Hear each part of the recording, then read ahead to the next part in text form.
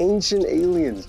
It's one of my least favorite shows. Actually, that's a lie. It's one of my favorite shows. They're so fucking nutty. They're so nutty on there, and they have a lot of really interesting people that show up.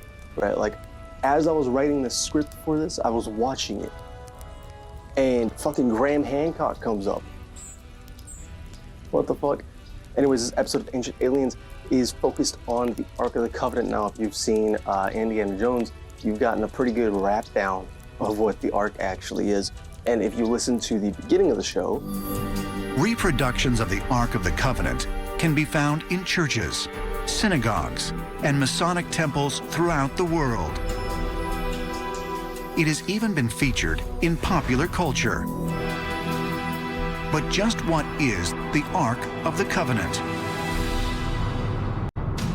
then you get a whimsical little rundown of what they think it is.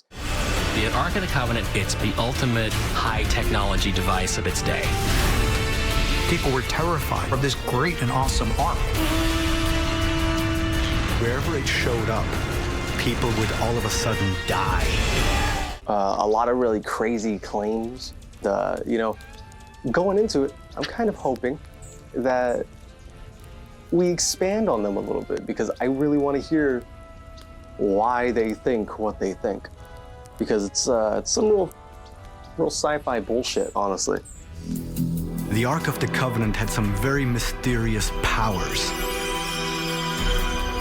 Now, before we go any further, let's go ahead and talk about what the Ark of the Covenant is, so that way you have a little bit of context behind what these guys are talking about. Let me pull up my little book of notes. Okay, yeah, if you've pretty much seen Indiana Jones, you know what the Ark of the Covenant is. It's a pretty true representation of what it's supposed to be. Basically just a big box made of wood with gold on the outside that was supposedly used to carry around the 10 Commandments made by Moses. It was also used to hold God starch. We'll probably get into that later. And Aaron's rod, which is a stick that turns into a snake. Pretty cool magic trick. It was built about a year after the Hebrews' exodus to the bottom of Mount Sinai, and carried around for like 40 years after that. It's contributed to miracles like the destruction of Jericho. How that's really a miracle, I'm not 100%. I don't know. I'm not 100% on that. I'm a scientist. I'm an archaeologist. I don't study religion here. Okay. Also, a good time to say, hop in here and jump it out. I'm not very religious. So, The Ark of the Covenant was what took me out of mainstream journalism. I began to wonder, we'll see if I pick aliens over the power of God.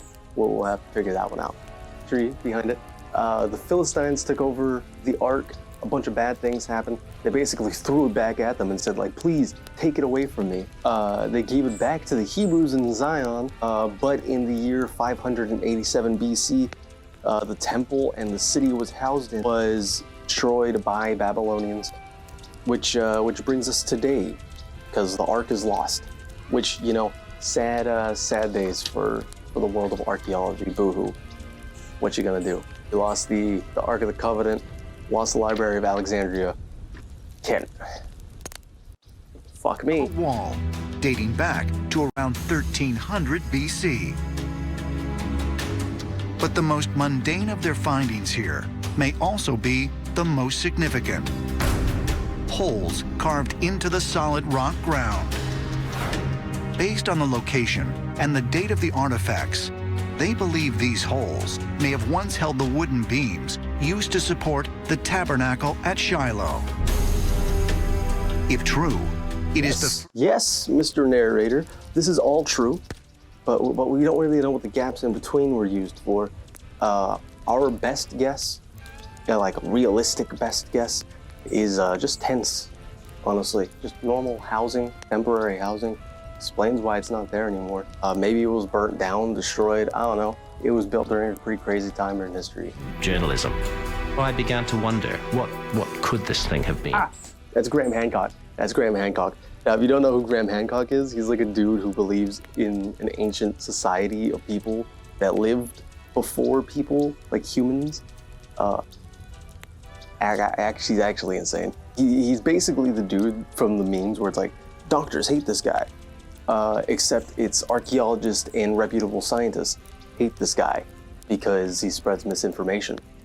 He has his own show, which I don't think is personally as interesting as Ancient Aliens, but that's a discussion for another day. Yeah, the narrator pretty much just said what I said. Then they go on to talk about the Bible for a bit. Well, we're here for bullshit science. I want bullshit science. Bullshit science. And unexplored stories of the Bible. Hey, alien guy. Alien guy. And man, this show really does try to push the word count. They really want to get to that 40-minute mark in this episode. Rodney Dale and George Sassoon in the 1970s proposed that the Ark of the Covenant was nothing else but a container in which to store what they referred to as the manna machine. Ooh, the manna machine. He's incredibly hot here. Maybe it's the lights, maybe it's just the environment, but I'm taking off my coat because I love y'all, but I'm not gonna die for you. Is that they were sustained by something called manna. And the big question is, where did this manna come from? Yes, in the Bible it said that that people sustain themselves off of a wheat called manna, or it was a yeast from the sky. The manna machine was a nuclear-driven device that dispensed food or manna to the Israelites. But basically these dudes, Sasson and Dale, basically released the book. Now it's pretty unclear if the book is supposed to be a real-life recounting of what they say that they did, or if it's supposed to be like a hypothetical thing. You know how like how would people evolve if, and then go on from there. But basically they made a book claiming, hey, we made this machine that ran off of radiation power. And if I'm not wrong, I'm pretty sure they actually said radiation power. So not like ran off of like radiation or nuclear fusion. It just ran off of nuclear power. But that this machine that they built, specifications of the text of Zohar, you know, they built it to those specific specifications, and it made algae. It made algae, and they were able to eat the algae, and then there was like, it ran for 6 days, and on the 7th day they maintained it. Of where they believe that this you know, 7th day of rest came from, and all of this they claim to have decoded themselves. Now the natural progression of questioning here, I actually have written down, where is the reconstructed machine now? Was it made with nuclear power, and how? I mean, it was the 1970s. Where did you even get it from? How did the engineer and author get access to nuclear power in the 1970s? Where are the blueprints? Where are the tested documents? Why hasn't it been recreated or even attempted to be recreated? And why are these the only guys capable of decoding the Book of Zohar? And you know, if you have an independent brain from ancient alien rot, then it's pretty obvious we're shooting for bullshit. Your bullshit radar should be ticking way high up here, because it's kind of insane that that they mentioned this just in passing and then didn't mention anything else about it.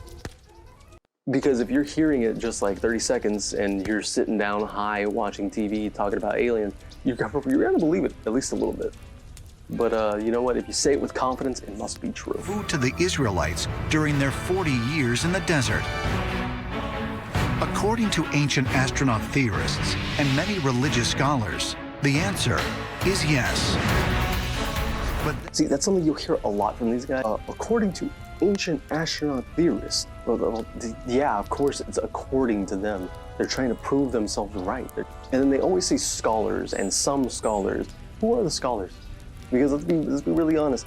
If you really wanted to become a scholar, just go through school and call yourself a scholar. You could be a janitor and be a scholar. Let's be very, very, very honest here. It could also destroy it. Okay, we're just busting out the kill streaks. We're busting out a couple kill streaks here. Is creating dry land for the entire children of Israel to pass on off into the Holy Land. But if this biblical story is true, what kind of power could the Ark of the Covenant have possessed that would cause a raging river to stand still?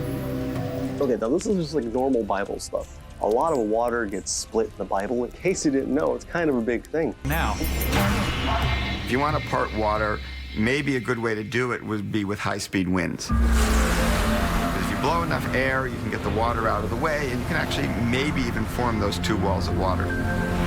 There's some kind of technology that they're using, and it's so that they can accomplish their goals and continue on their journey, and they're able to use this extraterrestrial technology to do it.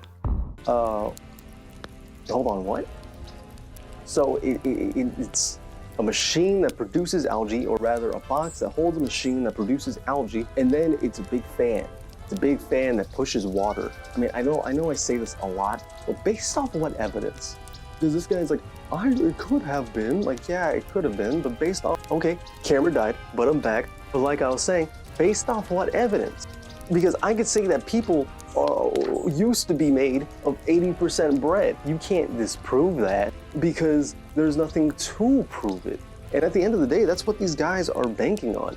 They're hoping to prove this weird pseudoscience with falsified evidence, fake evidence, evidence that they just kind of cherry picked and then said, this kind of makes sense, this could be aliens, and then they ran with it. And honestly, it's predatory. It's preying off people who are less informed about archaeology and science and the scientific process, which is why I don't like people like Hancock. I don't like people who endorse shows like Ancient Aliens. That being said, I'm going to cut the episode short because camera overheated, battery died. It's almost like the government doesn't want me to make this episode. If you guys decide you want me to finish the rest of the episode in another part, I'm more than happy to do that. But I'm actually working on a video about Heinrich Himmler, my least favorite Nazi, and how he actually connects to flat Earth. So if you guys want to hear about that, stick around. Don't know how to close this out, so